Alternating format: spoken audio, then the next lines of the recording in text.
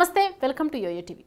తెలంగాణను కుదిపేస్తున్న phone tapping episode climax కు చేరుకుంది. ఈ వ్యవహారంలో పాత్రధారులైన పోలీసు అధికారులను పోలీసులు అరెస్టు చేసి విచారించారు.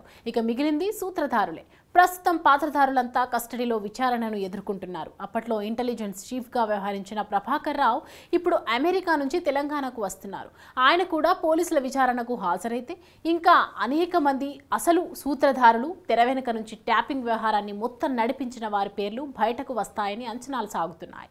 ప్రణీత్ రావు దగ్గర నుంచి భుజంగరావు, తిరుపతన్న ఇలా ప్రతి ఒక్కరూ కూడా ప్రభాకర్ రావు చెప్పినట్లుగా ఆయన ఆదేశాల మేరకు చేశాం అని పోలీసులకు వెల్లడించారు. అయితే తెలంగాణ అసెంబ్లీ ఎన్నికల ఫలితాలు వచ్చిన వెంటనే ఇలాంటి పరిణామాలను ఊహించిన ప్రభాకర్ రావు ముందే అమెరికా పారిపోయినట్లుగా కూడా పుకార్లు వచ్చాయి. అయితే ఆయన మాత్రం తాను క్యాన్సర్ చికిత్స కోసం అమెరికా వెళ్ళినట్టు చెప్పుకుంటూ వచ్చారు. ఇక్కడి పోలీసు అధికారులు కాంటాక్ట్ చేసినప్పుడు మీరు ఇప్పుడు నాయకులు చెప్పినట్లు ఎలా చేస్తున్నారో మేం కూడా అప్పుడు అలాగే అధికారంలో ఉన్నవారు చెప్పినట్లు చేశామని వ్యాఖ్యానించినట్లు సమాచారం. ఆ విషయం అధికారిక పోలీస్ మెయిల్కు పంపాలని కోరగా కాల్ కట్ చేసినట్లు కూడా టాక్ బయటకు వచ్చింది. అయితే ప్రభాకర్ రావుకు సన్నిహితులైన కొందరు ఇతర అధికారులు మధ్యవర్తిత్వం నడిపిన తర్వాత విచారణకు హాజరు కాకుండా అమెరికాలోనే ఉండిపోతే రాగల తీవ్ర పరిణామాల గురించి హెచ్చరించిన తర్వాత ఆయన తిరిగి వస్తున్నట్లు తెలుస్తోంది.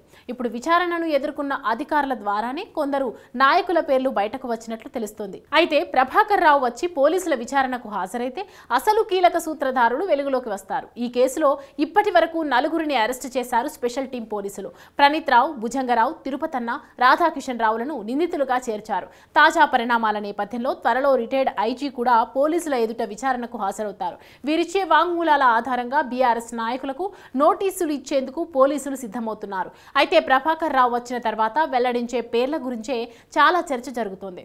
అదే సమయంలో ప్రభాకర్ రావు విచారణకు హాజరైతే ఎవరెవరి పేర్లను వెల్లడించాలి, ఎవరి పేర్లను వెల్లడించకూడదు అనే విషయంలో కూడా ముందే మంతనాలు పూర్తయ్యాయని, ఒక పర్ఫెక్ట్ స్క్రిప్ట్ తయారు అయ్యిందని, దాని ప్రకారం అసలు సూత్రధారులను కాపాడేలా కొన్ని పేర్లను మాత్రం వెల్లడిస్తారని కూడా కొందరు అంటున్నారు.